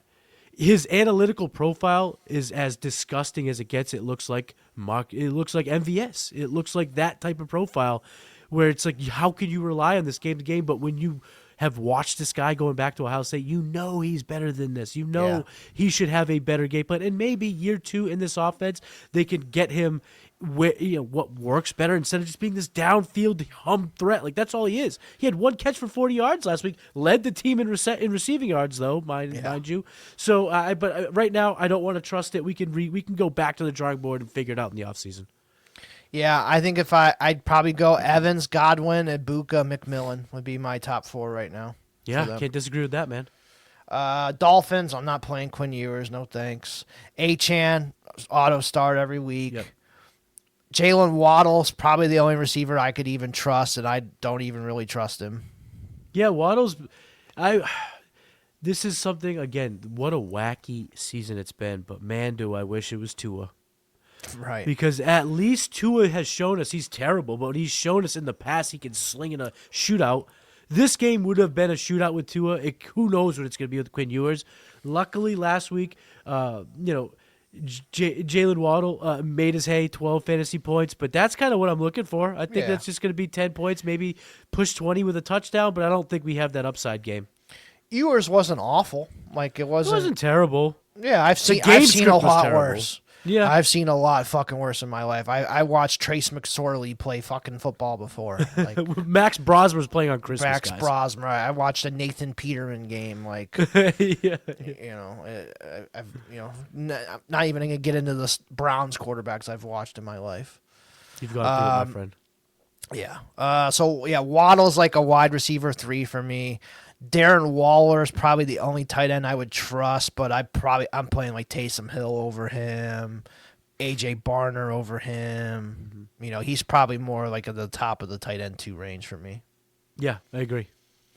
All right, Patriots, Jets. This should be an easy one. Patriots, start everybody. You're starting Drake May, the Rhino. You're starting at running back. Travion probably misses. They don't need him this week. I would just rest him.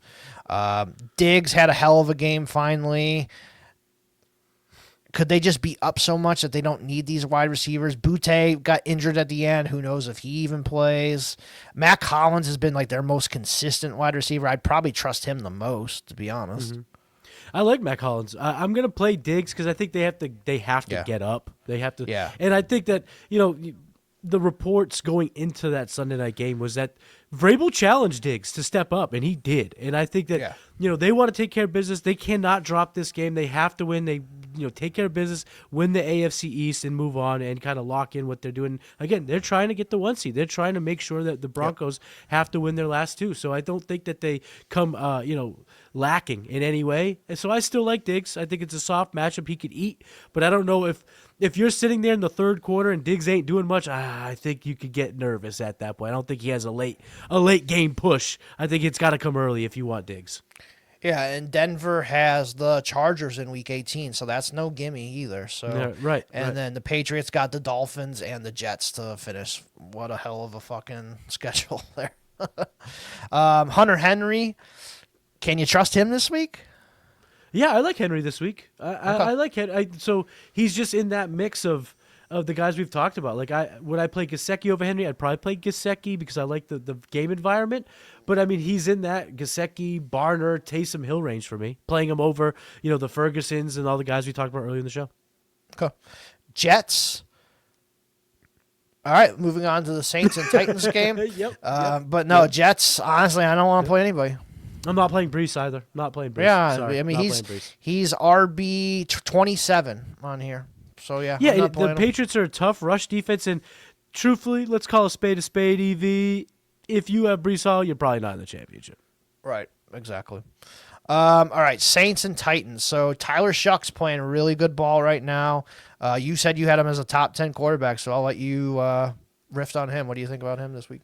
Yeah, Shuck has been super impressive. Coming into the year, looking at the prospect profile, there was some red flags. I had my hesitations kind of getting excited, but we're looking at a guy who just seems pretty control of this offense. Seemed to be really connected to Kellen Moore. I think that all thoughts of the Saints going QB that in round 1 are done with. I think Shuck absolutely gets the chance to play again as a starter in year 2 in 2026.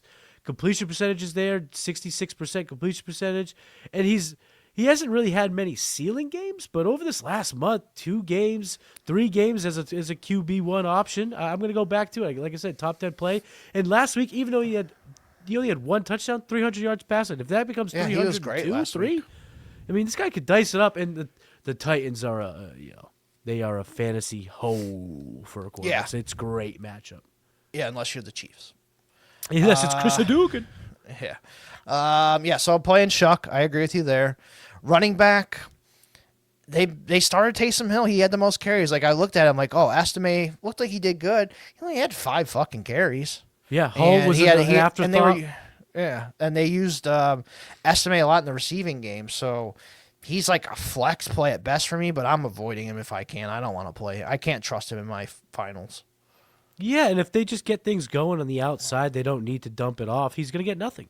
Taysom Hill's going to get the goal line. We know that for a fact. Yep. And I don't know, can Audric Estime, watch I say this and it's going to happen, but I don't know if you could have any type of confidence in Estime throwing a deep touchdown. Taysom might do it. So I don't want any of these running backs. Even if Kamara plays, I don't know if I really love that play. Yeah, I'm with you. If Kamara does play, I'll play him like a RB2. I think that's a solid spot for him. Yeah. Olave auto start 60 Smash. fucking targets. Yeah, smashing him in there. The other receivers are still hurt. We'll see. Vele's on IR, so he ain't playing. But Mason Tipton, Kevin Austin, no thanks. Jawan Johnson has been a fucking monster. You're starting him. He's a top 8 tight end. Mm-hmm.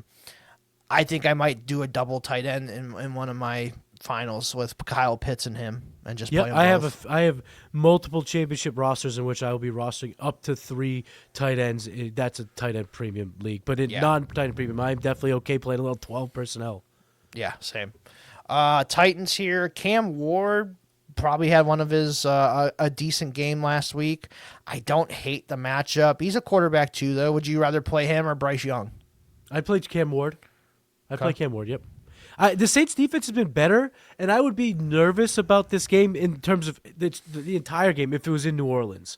Because then I could, that home cooking, all of a sudden the defense gets going, it could kind of cause things to get around. I think because Tennessee's at home, I think we could see him get loose. We saw some good throws last week. We've seen flashes from Ward, and I think that at this point there's a lot of people playing for their jobs. So I think that the Titans will do enough to push the points forward. I like the over in this game.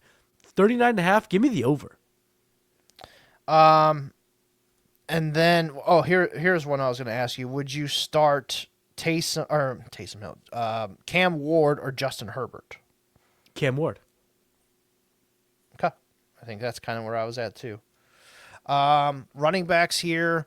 Tony Pollard's been on a fucking heater. I think you got to play him. Tajay Spears was really solid last week, too. He's probably in the flex play with, like, the Charbonnets that we were talking about and the Chubas. Mm-hmm. Yeah, I think you can play both. We saw the roles kind of flip-flop, and Tony Pollard still had 10 points, still was this close to scoring a touchdown, which would have been 17, 16 points. I'm okay playing both running backs. Okay. Wide receiver, I think the only guy I could play is Chimere Dike. I mean, Amenor's been okay, too. Yeah, he's been okay. There's no upside, and at least DK has a chance to catch a touchdown and return a touchdown. Right, and if you have return yardage at leagues, like DK's been awesome, so I think he's like a auto start there. Chigakonko had a good game. Gunnar Helm played his most snaps next week, so if you have to start one of these Titans tight ends, I don't mind it. Yeah, it's just tough. Who are you going to pick? I think that given all the waiver wire options that are out there, I don't think I want to have to make that play decision. Taysom Hill over both, Yep. All right, the prison game of the week, the Giants and the Raiders. So all you prisoners out there, you get to enjoy this one. Jackson Dart, on paper, it's a great matchup here. Are you trusting him in your finals? Absolutely not, especially on the road, going across the country. And a guy like Jackson Dart, again, bro science, no facts to back it up. Doesn't seem like he's going to be in bed by curfew type of guy in Vegas, if you know what I mean. Yeah, especially with his ring girlfriend that he's got holding up the cards at the Jake Paul fight. Yes. Shout out to him, man. Shout out to him. Hey, it's good to be a quarterback in the NFL. I'll tell you that right now. Yeah. Running backs, Tyrone Tracy's probably the only one I want to play. I feel pretty comfortable with him as like RB2. Yeah, I mean, last week it kind of stunk. Yeah. But when you look at the offense as a whole, the fact that he almost had double-digit points, I think is confidence that if this offense isn't just complete water trash, I mean, Jack started 33 passing yards. It's unbelievable when you think about it. If he just has 133, does that push the pace enough for Tyrone Tracy to score? Does that push him enough to get 12 points without a touchdown? I think it does, so I have him as a top 20 play. Yep. Wide receivers, I mean, even though he didn't have a good week, Wandale, I probably am okay going back to the well there. Slayton, Humphrey, or not Lil Jordan Humphrey, Isaiah Hodgins. Best balls, yeah. Theo Johnson, no, there's better tight ends than Theo Johnson, but I like Dart for the rushing upside and Tracy. That's probably about it here. Yeah, I mean, I still have Wan'Dale Robinson as a starter. Right. And this is going to sound crazy. In a game in which the quarterback had 33 passing yards, he had 5 fantasy points. I know that doesn't help you win. It was a tough defense. It's a tough, and it's just even in the toughest of circumstances, he was still the guy having a strong wide receiver 2 in fantasy season. I'm not shying away in a soft matchup. Yep. Raiders here, Geno Smith. There's definitely some guys I'd start Geno Smith over for sure. Like a lot of those backups we talked about, I'd probably rather play Geno than Phillip Rivers. Yep. Quinn Ewers. Yep. Huntley, if Huntley starts. Would you play Geno or Herbert? I play Geno. We talked about that string of old quarterbacks at the top of the show. Geno tops the list. So I'm playing him over Rodgers, playing him over Rivers, playing him over Cousins, playing him over Josh Johnson, playing him over Ewers, playing him over Herbert in my dud of the week. Okay. Genty, we didn't start him last week and fucking broke out big time against the Texans, which was super, super surprising. You got to play him now. Got to play him. I mean, sometimes it takes one of these guys, a game like this to just realize he belongs. And I think last week was a statement game for him. This matchup is super soft on paper. The second most advantageous matchup the Giants are. So for this home game, I got him as a strong play this week. And the wide receivers, there's probably nobody here, but man, I have this feeling about Trey Tucker against this shitty Giants defense.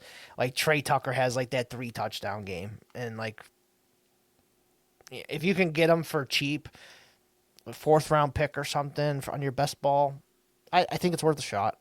I'm gonna agree with you. Actually, matter of fact, I'm gonna lean into it a little bit more. I'd move a 26 third for him. Because that's also a combination. That's how down I am on this class. But I think he has the best ball option. And if you're looking up at a massive projection, like you're happier in the ship, but you're looking at the juggernaut, you're a 33%, 35% type of projection guy, I'm going to put him in my flex because I think that upside is what you need to steal a championship. So I like the Tucker call. But if I'm the opposite of that, I'm looking for a better, way safer floor. Yep. And then Brock Bowers, you're starting Bowers for sure. Yeah. Last week, 14 fantasy points. The matchup against the Giants isn't really great on paper, but we know this defense stinks, and it's really just who the best players are that is going to attack it and beat it. Bowers is their best pass catcher by far. Yep. Another really good game here, Eagles-Bills. So Jalen Hurts, probably have to play him still. He's probably still probably a back-end quarterback 1. I'm playing Hurts. I think this game, this is just my gut here. I think this game smash it as long as Allen is okay. And it seems like, it's Josh Allen. He's going to play. But if we see him practice like in full, the reports are that it's clean, like pretty clean. I think this game is a smash for the over. I mean, we just see the Buffalo Bills in the snow. Everyone gets nervous, and they don't give a fuck. He lights it up. I think this is going to be a drag-em-out offensive type game. The defense of the Eagles, they're great. But, I mean, last week they really couldn't stop the Commanders the whole game. And both teams are just really desperate to show that they're still the class of their conference or their divisions. This is going to be a game where everything's laid out in the field, in my opinion. I love the over. I think it's going to be great for fantasy, so that includes Jalen Hurts. Yep. Barkley, I think you got to play him. The Bills have struggled against the run, so I think Barkley is definitely a start. A.J. Brown, Devontae Smith, you got to play those guys too, and Goddard's been pretty solid, so you're playing your main Eagles. Yeah, you got to play your main Eagles. And even before the gruesome injury to Quinshawn Judkins, he got 9 fantasy points before he got hurt. He was on pace to push 20 fantasy points. Barkley is going to be in that driver's seat this week. Was able to do it late. Maybe does it late, maybe does it early, but I think he's a big performer. Got him as a top 10 play pretty safely with this soft matchup against the Bills. And then Buffalo side, obviously Josh Allen, you're going to start him, even though he dudded for you last week against Cleveland. You're still going to play him. This is a big matchup. He could have his 70 rush yard game and 2 touchdowns rushing. It doesn't even matter what he does passing. James Cook, tougher matchup, but I think you got to play him. He's been on a heater, and you got to play him. Yeah, and he's had a slew of tough matchups, and he just keeps smashing. Yeah, so I'm not getting away from James Cook. No way. He's definitely one of the guys that I completely missed on in the draft process. Yeah. I just thought his size and all that, there's no way he's ever going to handle over 15 touches a game, and he's just completely shit on me. So shout out to him. Big shout out. 287 rush attempts, and he has just handled it like a beast. He looks like Dalvin. I guess it's just Dalvin again. Wide receivers, though, I'm not playing any of them. Nope. How can you? And we'll be very excited for the Bills wide receiver that they take in the first round next year in the draft. Yeah. And then tight ends, Kincaid was bad last week. They're using all 3 tight ends. Kincaid is very far down on the Fantasy Pros tight end rankings, too. I'm definitely starting a lot of other tight ends over any Bills tight end. Dalton Kincaid is someone I could absolutely see being the tight end 1 on the week, but I'm not playing him. Playing him. 0 points is the floor. I'm not playing him. Yep, agreed. And he's splitting it 3 ways, so he's 3rd in the snaps, but he gets the most receiving yards and and stuff, so that's probably where it is. Next is the Bears and the 49ers Sunday night. Pretty good game here. What do you think about Caleb against the Niners? Love Caleb. Love this game script. Love this environment. 2 offenses that are clicking right now. 2 teams that are jockeying for the highest possible seed at 11-4. I love Caleb this week. Got him as a top 6 play. He's been looking dynamic, and then we get him out of Chicago. We get him to the Bay Area. It's going to be a little bit better weather. He's going back to Cali. He's from he's not from SoCal, but played his college ball at SoCal. He's going to have some ties. It's going to be I think it's going to be a big time showing for both of these offenses on Sunday Night Football. So I love Caleb. Ooh. Oh man. I can't trust Caleb. There's just been too many duds this year. Like I know he's been playing decent, but man, I get it if he's your only guy, but if you have somebody who's even remotely close, I think I'd go Caleb. Like I'd probably play Caleb over like Jackson Dart. I would, yeah. Like I'd play Trevor Lawrence though over Caleb if I had both. Yeah, you can't play. Would you play Baker or Caleb? I would play Caleb. Okay, I think that's fair. Bo Nix or Caleb? I'd play Caleb. Interesting. Okay. Jacoby Brissett or Caleb? Caleb. Yep. But that's Ooh, interesting. we are now we were these handful of quarterbacks are within 5 total picks away from each other, so it's close. But Caleb, to your point, might have the least confident QB 10 on the season we may have ever had. I mean, this guy's a top 10 QB, and you wouldn't know it. Right. Running backs here, Swift and Monogny. I think they're both solid. They're RB2s for me. Yeah, I play them both, and if I had them both on the team, I would keep playing them both because we saw Monogny get the more points last week, but Swift is still the guy that we want to use, and it's the same philosophy as we've been saying. If you were playing David Montgomery when Ben Johnson was in Detroit, you're playing Kyle Monogny in Chicago. Yep.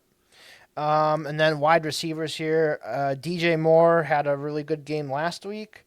Is that somebody you are looking to go to in this one? Would you go back to DJ Moore? Yes. Yes, I'd go back to him. It wasn't pretty. It was a nail biter, but man, I just how much I love DJ Moore. To see him coming on strong towards the end of the season, having his first winning season in his pro and college career. I love to see it. And he's just been he's the type, in my opinion, that it wasn't pretty last week, but if needed, if these offenses take off, you could see him get 11 targets this game for cash in 8. As long as Odunze is out, but it doesn't seem like he's going to play again this week. Luther Burden looks like he's going to miss another one. So if that is the case, I'm firing up DJ Moore. If any of those guys are back into the mix, we might have to recalibrate. Yeah. I just think it's probably not even worth speculating right now, but yeah, we'll have to just kind of check on the Bears. Tight end, I think Loveland's in that mix of all those tight ends we talked about, but it's not like I'm dying to start him. I'd probably start him over the Ravens guys. Mm-hmm. I'd start him over the Steelers guys. He's probably right there with Brenton Strange and Barner for me. Yeah, I would. Yeah, I think he's right in that range. We've already talked about the streaming options that we prefer, and I still prefer them over Loveland. I think the true decision that will be made, and I could see this being a literal decision on a few teams out there, Jake Ferguson or Colson Loveland will be the decision that gives you gray hairs. Yeah, I might literally just flip a coin. I don't know who I would take. Yep. 49ers, Brock Purdy's been fucking rolling. I'm starting him for sure. Absolutely. Great matchup, home field, coming off 5 touchdowns. Purdy's been known to have some duds in prime time, but he's also known to go off in prime time. So I think this is a good game for him. McCaffrey, the auto start of all auto starts. Wide receivers, if Pearsall misses again, Jennings is a lock for me. I think in best ball, I picked up Bourne in a couple. I picked up Robinson in a couple. They both helped me. Get some wins last week. So definitely in best ball, I'm okay with those guys. And then tight end, I'm guessing Kittle misses with his low to mid ankle sprain. They said. I'm guessing he misses. Tonjes has been pretty damn solid, and he made some nice plays after Kittle went out on Monday night. So if I had to, desperate play Tonjes, like if I had Kittle and he's iffy to play, and I want to wait to see if he plays, pick up Tonjes, and I'm okay starting Tonjes if Kittle misses. Dude, you just hit the nail on the motherfucking head. That's the exact move. I think Tonjes is a strong enough play that it's worth waiting to see Kittle go through the progressions, even if it's a literal, we're going to see how it looks in warm-ups. That's okay with me because I'm going to put Tonjes on my bench. I'm just going to play the Niners guy regardless. Yeah, whoever's active, if Kittle's out, I'll play Tonjes. If Kittle plays, I'll probably play him. So I'm good with that. Last game, Monday night, Rams and Falcons, hoping for a fantasy bonanza. Stafford, I'm not making the same mistake I did last week. I'm playing Stafford easy. Yep. Yeah, we were kind of pussyfoot around that call. It was obvious you should play him this week. I'm not getting. You told me Stafford over Lamar, and I was iffy on it, and it didn't bite me. I still won the game, but would have been nice to have that 40 burger in my lineup, and I wouldn't have had to worry. Then I have Kyron and Blake Corum. I think both of those guys are definitely playable. Maybe the best duo running backs to start. Like other than them and the Steelers guys, they're right out there for the best two running backs to start. So like if you had to start them both, I'm okay with it. Yeah, last week we talked a lot about the streaming tight ends. This week we're talking about the duos that you can play them both. There's been a handful of situations where both running backs have situations, and Corum outscored Kyron because he got the touchdown, but Kyron's volume's still fantastic. You want to play that each and every week. So I think they're both plays. A matter of fact, in a championship roster, I lost Judkins. I have Dowdle, but I'm looking to make a move for Corum, and I think I'm going to start Corum.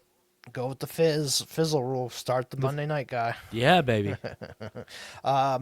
Puka, oh my goodness, what a fantasy treat he was last week. Obviously, you're starting him everywhere. Yeah. Devontae Adams is not going to play again, so it's going to be Kanata Mumfield and Xavier Smith are going to be the two main guys. Those guys are probably best ball only options for me. I'm probably not going to start them, but they could, in a best ball league, get you 10, 12 points if they catch a touchdown or something and be in your fantasy lineup in best ball, so they need to be rostered. This is going to be the wildest thing that I have ever uttered when it comes to fantasy football analysis. I think I'd play Kanata Mumfeld over Mecca Egbuka. I don't hate it. Like I think it could happen. Give me 8 targets from Matthew Stafford over a handful of just who gives a fuck deep throws. Against the Dolphins. It's crazy to say. But I've been picking up Mumfeld even in my lineup leagues because there are going to be decisions based on how some of these injuries pan out. I have a lot of Kittle, so if Kittle's not out, all of a sudden my flex tight end that I've been using, like a Pitts or a Henry, that goes into the starter role. I'm picking up Mumfeld, and I might just go with that fizzle rule, baby. Just put someone in Monday night and hope for the best. And Maddie will be owning the Kanata Mumfield jersey. I'll be wearing it week 18 on live streams. Yeah. Colby Parkinson had a down week last week. If you started him, it sucked. I think I go back to the well here. I think I trust him and just go with him. It might be another 4-point game. They are using Davis Allen and Terrence Ferguson, which kind of sucks, but it was random, I think. So I think I go back to Parkinson here. The process play for me is Parkinson. We talked about it a ton last week, and a lot of that analysis is true this week. The one hesitation I have, and I just don't think we're there yet, is if the keys have just been passed. Because Terrence Ferguson is the future at this position. He looks awesome. 6'5", 250. He can move, fluid, good hands. I think this guy has a bright future for this offense. I just don't know if we're at that door yet. I don't know if we're kicking down the door of him being the guy. So I'm going to go with the process play, and I'm going to go with Parkinson if I'm going to pick one of these tight ends. Yeah, I mean, there's a lot of tight ends to play this week, but I'd probably play him over quite a bit. I'd play him over Jake Ferguson on Thursday, so I'd play Parkinson. Mm-hmm. Parkinson or Barner, I think I'd probably go Parkinson. Parkinson or Hunter Henry. Close. That's the range. Henry? That's the range we're talking for sure. And I'd play him over Gesicki, I think, too. So, yeah, I mean, we're in that same range. Atlanta, Kirk Cousins has been playing pretty good. Like, he's got his guys back. I think Kirk Cousins is he's a solid quarterback too. Yeah, Cousins is just, this defense has been tough. The Rams defense can be so tough. for quarterbacks. But the matchup overall is not terrible. Vegas doesn't think they're going to score 20.75. Again, I think that kind of pushed them into what you're talking about, like that secondary QB market. Maybe I have them right outside the QB2 range. So I'm at QB 26, so it's not a strong play for Superflex even, but you can make worse arrangements. And I think the takeaway from Kirk Cousins right now is we can be happy that he's there because he's allowing this offense to move. He's allowing this offense to hum. So it gives us excitement for the other players in this offense. Yep. Bijan auto start.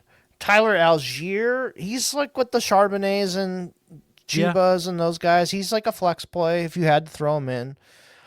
Drake London came back, got a bunch of targets. I'm starting him for sure. Oh, fuck yeah. Yep. I'm not playing Mooney or David Sills or any of those guys, though. Those guys can sit. Kyle Pitts, though, I'm playing him for sure. Pitts is just... it's how this offense should have been the last 3 years. Yes. London, Pitts, Bijan. That's it. Nobody else touches the fucking ball. Like Mooney, okay, here and there, but that's about it. 3 top 10 picks that should never have even been a question. We're finally getting that top 5 season. He's tight end 2 overall, Kyle Pitts, and he's getting hot in the playoffs. This is the shit that legends are made of. You got to go back to it. How can you fade the targets we're seeing since week 13? 8, 10, 12, 9, abso-fucking-lutely Kyle Pitts. Fizz, keep dancing, baby. It's Pitts time. Yeah, start him up for sure. I think that's it, man. I think we covered all of them. We covered our bases here. Yeah, week 17 in the books, man. We covered every single game. Yeah, so we're gonna drop this here Christmas Eve. So everybody have a good Christmas. Enjoy it with your families. Enjoy football. Hopefully we get our fantasy championships this week that we've all been wanting. Anything else you got before we get out of here? No, just have a Merry Christmas. Enjoy the fantasy football championships. And people, the one thing I will say, don't let the outcome of your championship affect your time with your family. It's supposed to be fun. Even if you lose the championship, even if you get someone injured, don't get down. This is the time to have fun. And fantasy football is supposed to be fun, so make sure you enjoy the time with your friends and family. This is a great time of year. All right, let's do one quick America's favorite game. I forgot. We got to do that. We got to do a Christmas one, obviously. Okay. What is Matty Kiwoom's favorite Christmas movie? Oh, this is easy for me. It's Jingle All the Way. He got two. I love Jingle All the Way. My kids, they're a little young. They don't necessarily love it, but I love that movie. I think it's hilarious. Ta-ta, Turtle Man, Sinbad. I love that movie. God, yeah, Sinbad. He's still alive, right? Did he I pass away? think so. I think he's one of those. What's that thing that they call the phenomenon that supposedly changes realities? What's that thing called? The Mandela effect. The Mandela effect. When it's really just people having shitty memories. That's all it is, people. You have a shitty memory. You're misremembering. Things didn't change. You have a shitty memory. But anyway, I think that's one of those that people all assume he has died, but I don't think he's dead. Yeah, he's just one of those guys who's been out of the limelight for years, over 10, 15 years for sure. It's kind of like Jingle All the Way. I think it's probably his last movie I even remember him in, to be honest with you. Yeah, I mean, he had some heaters when we were kids, though. He had his own TV show. Yeah, First Kid was good. Yeah. Unnecessary Roughness, the football movie. He was the lineman. Yeah. That was a good one. So yeah, he's a legend. But yeah, he's just kind of went away from the limelight all completely. My favorite Christmas movie, I've said it on here before. Definitely Die Hard. Die Hard for sure. I mean, it's a good movie, and I think it's a Christmas movie. I think people need to when talking about Christmas movies, because people have is Harry Potter a Christmas movie? I think if it makes you happy during Christmas time and you like to watch it during Christmas time and there's themes of Christmas, it's a fucking Christmas movie. Let's not be so goddamn serious about this. Hey, and one that doesn't get any respect, Lethal Weapon. Lethal Weapon's during Christmas too, the first one. Come on. Yeah. But if like actual like Christmas movies that with Santa Claus and shit in, Jingle All the Way is a good one. My mother loves Christmas Vacation, so I've seen that movie 1,000 times. It's a good one. I quote that movie at least once a week. It's a Butte Clark. I say that for everything. So, I would say Christmas Vacation's up there. Bad Santa. Every time that comes on, I just have to throw it on. Billy Bob is just fucking great in that movie. The first Bad one, Santa, just the first yeah, one. The second one one. sucks. The second one's trash. Yeah. Yeah, but the first Bad Santa is a fantastic movie. God, there's so many. The first other ones, Santa but- Claus. Yeah. First Santa Claus is still solid. Our kids love that one. I watched that a bunch. Everyone likes Elf. I didn't love Elf. I think it's okay. Elf was up here for me, but it's just getting played out. It's just getting played too played out, and I think what we could all benefit from is a few years where no one watches Elf, and then I think it might come back strong because it's just been overplayed. Yeah, but yeah, I would say Christmas Vacation is definitely my go-to to watch, and then every Christmas Eve I gotta watch Die Hard 1 for sure. Die Hard, yeah. I mean, Die Hard 2's in Christmas time too, so you can watch both. I like Christmas Story. That's the movie we Yeah, all Christmas watched Story, in yeah. elementary school when, at the day before vacation, the teacher puts it in the VCR. Kids, VCR Yeah, was this TBS mechanism plays we it took Jason, 24/7. Yeah, and I like it. You'll shoot your eye out. It's a classic. I like it. Yeah, Fragile. It must be Italian. And I think it's such a great depiction of a dad. Like the dad in the Christmas Story is just like An he's a 80s stone dad, cold. He's just a dad, just all in awe over a leg lamp. Like it's just I love that movie. The turkey, I like that one too. for the food. Yeah. His hatred of the neighbor's dogs. Like I love yeah. the dad of the movie. Yep. That's typical, dad thing for sure. But all right, that's gonna end it. Appreciate everybody for tapping in. Hopefully you win your finals. Merry Christmas to everybody. Maddie, appreciate you jumping on here with me. As always, buddy. Merry Christmas, everybody. Yeah, we'll see you guys next week for I'm not sure what we're doing yet, but week 18, episode 126. We'll be back for that one. We'll see you.